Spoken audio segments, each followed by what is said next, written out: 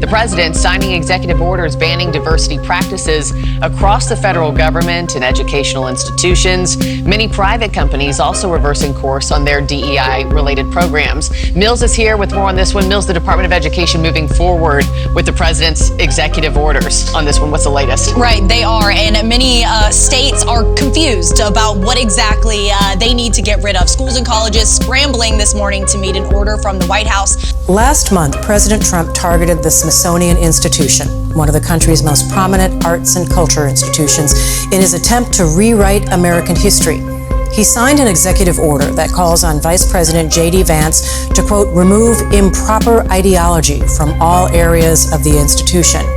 One museum at particular risk under the order is the National Museum of African American History and Culture that opened in September of 2016. Startling news now, we're learning some artifacts as well as exhibits. They're being removed from the National Museum of African American History and Culture. And this comes just a month after President Trump's executive order to remove what he calls improper ideology from Smithsonian museums.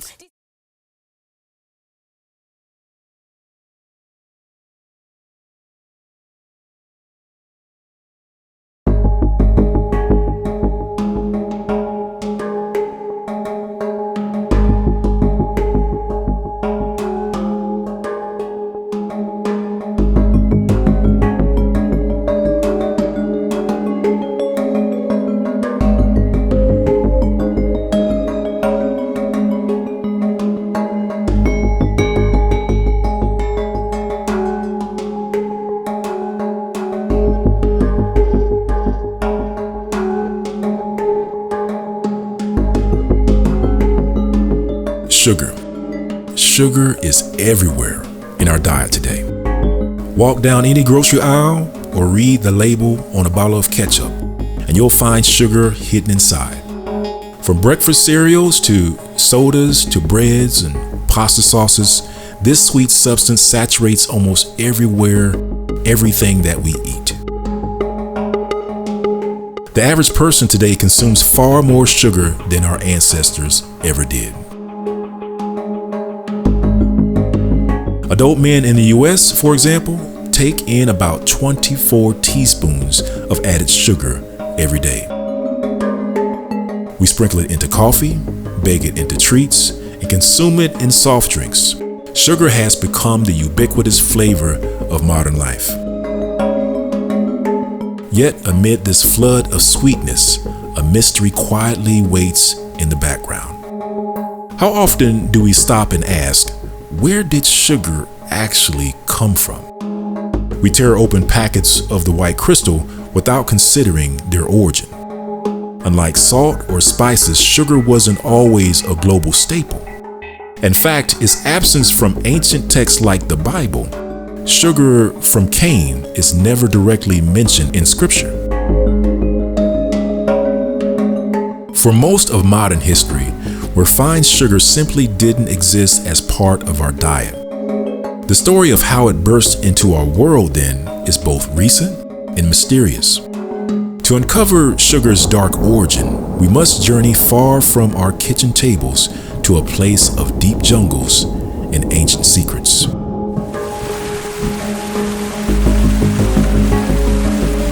Imagine a time not so long ago when sugary sweetness was rare. For early humans and even ancient civilizations, the primary sweetener was honey or natural sugars in fruits, nature's occasional treats. Granulated sugar as we know it was unknown. When the Bible speaks of a land of milk and honey, it says nothing of sugar. Indeed, in the biblical era and long after, sugar was essentially invisible. It would be centuries before travelers even learned of a mysterious reed that produced honey without bees, as the first Greeks and Persian explorers described sugarcane in distant India. This absence in historical records hints at sugar's secretive beginnings. Unlike wheat or rice, sugar entered the global menu late, a sweet interloper that had to be discovered in some far-off corner. To find that corner, we must first go to a remote river winding through green swamplands at the edge of the world.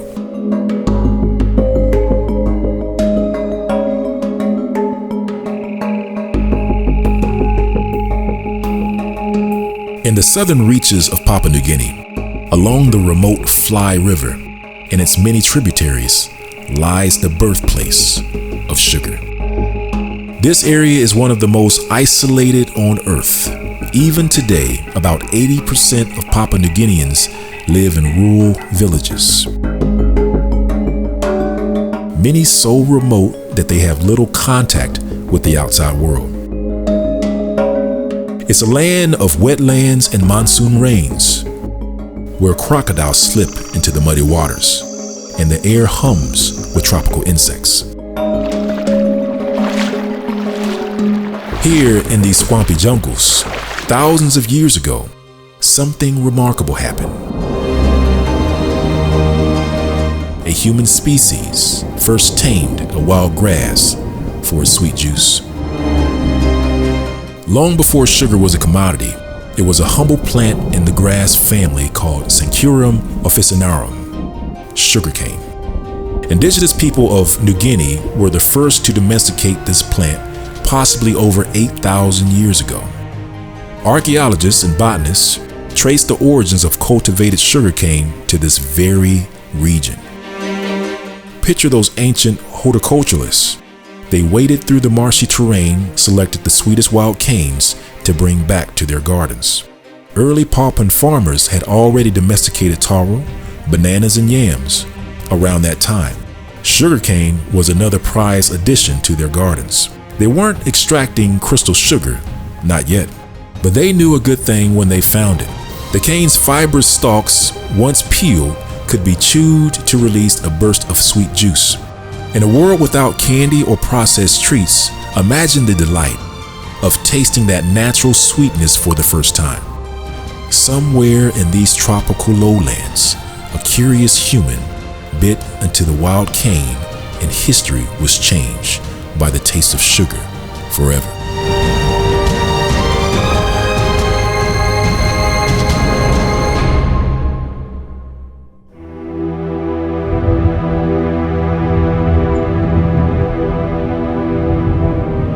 According to anthropologists, New Guinea's people began cultivating sugarcane primarily to chew it for its sweetness. The plant likely started as a wild grass called Sancurum robustum that grew in highlands and river valleys. By selecting softer, sweeter stalks, these early gardeners gradually bred the thick, juicy canes of Sancurum officinarum, the ancestor of today's commercial sugarcane. It is amazing to think that for millennia, sugarcane only existed here, a local delicacy known to Pacific Islanders, but totally unknown to the rest of the world. As we peer back into this distant past, the scene isn't just botanical, it's also deeply mysterious.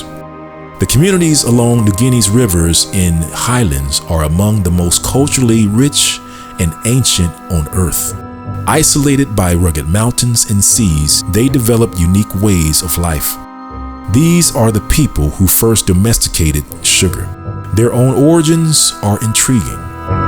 Genetic research has revealed that the indigenous tribes of Papua New Guinea carry some of the highest levels of Denisovian DNA in the world. In other words, they have the highest percentage of a being that wasn't considered modern man. Denisovians were a mysterious, non-extinct branch of humanity, distant cousins of the Neanderthals.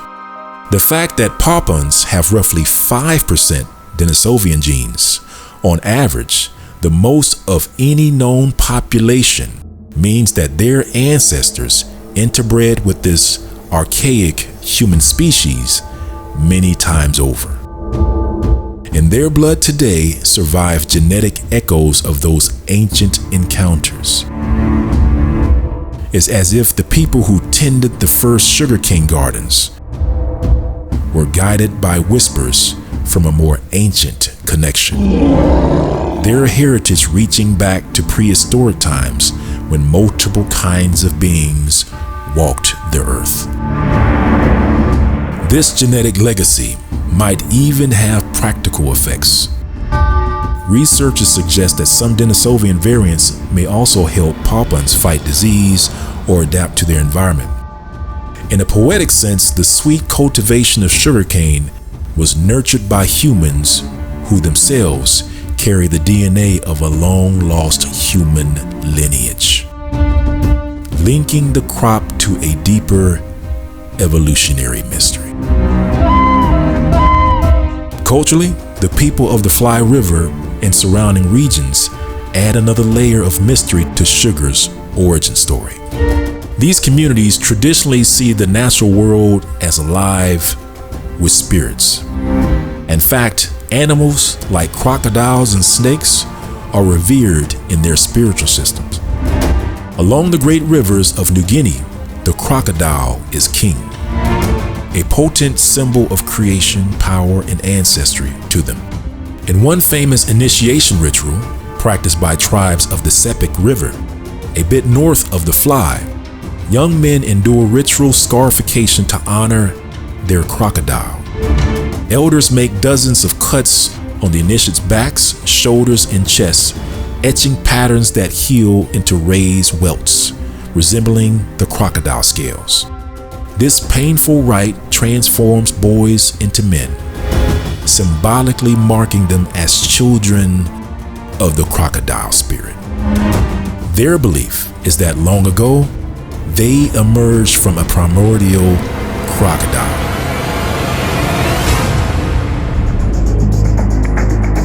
The scars pay homage to that origin.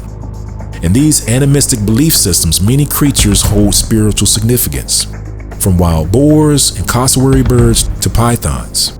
Snakes too slither through local myths as embodiments of ancestral spirits or guardians of certain sites.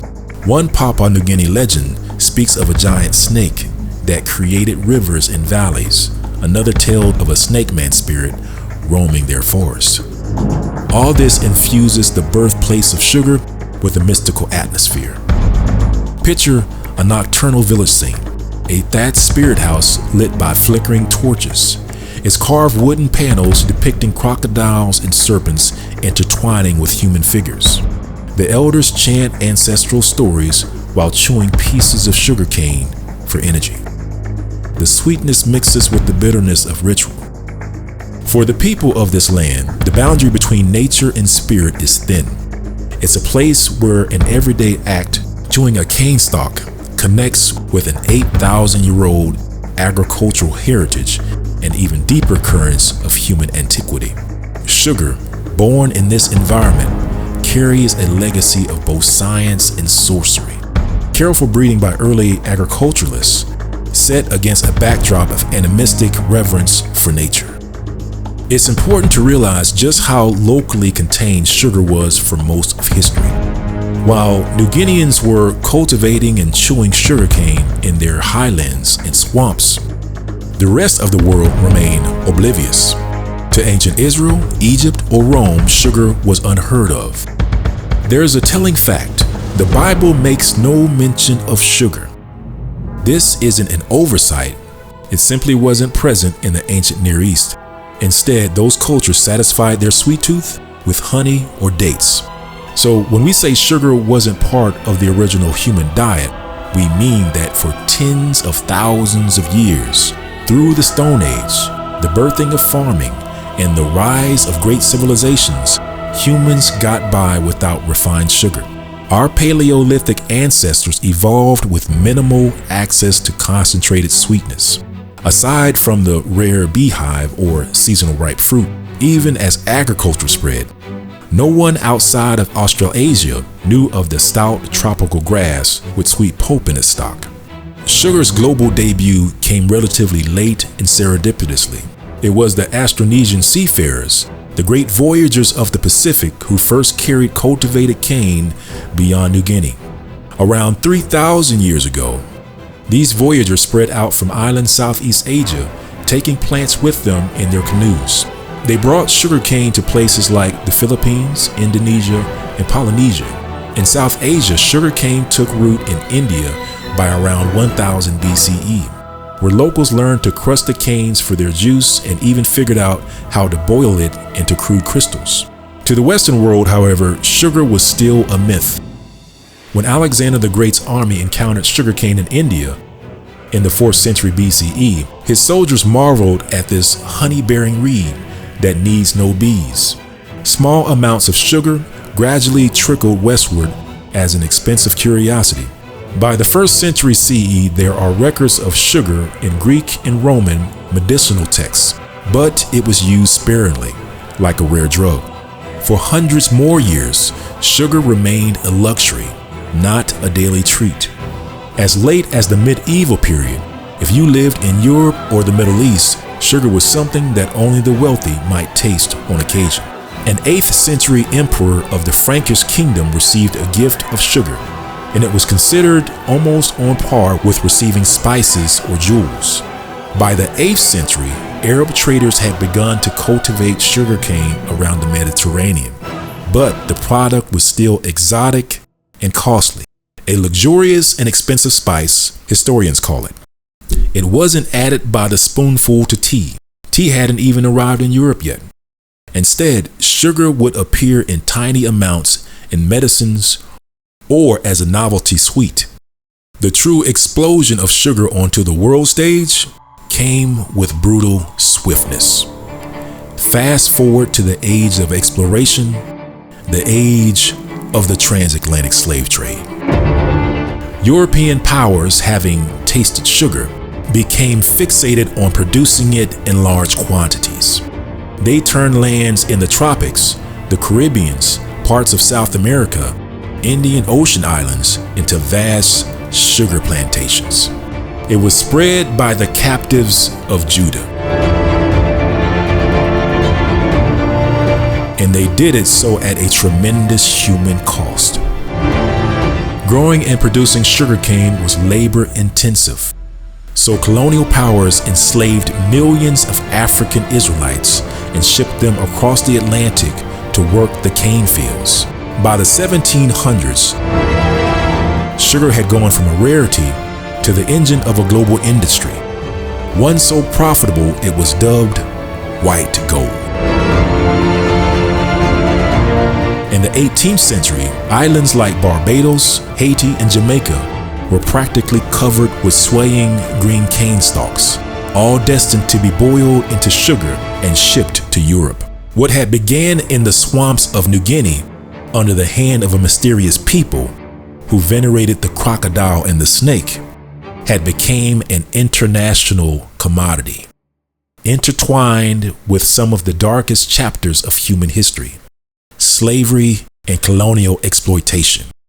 As you stir a spoonful of sugar into your coffee or unwrap a candy bar, consider the hidden epic behind that sweetness. Think of that distant Fly River, where barefoot gardeners who worship crocodiles and snakes first chewed on sugarcane stalks under tropical skies. Think of the ancestral genes and rituals that quietly accompanied sugar's birth. And think of how little those first sugarcane domesticators could have imagined the impact their plant would have on the world. In a real sense, sugar carries the spirit of its origin, a little bit of swampy jungle and ancient lore, into the modern world. It's a reminder that even the most ordinary pantry item can hide an extraordinary history, one that is as rich and layered as the sweetest dessert, and sometimes just as hard to resist.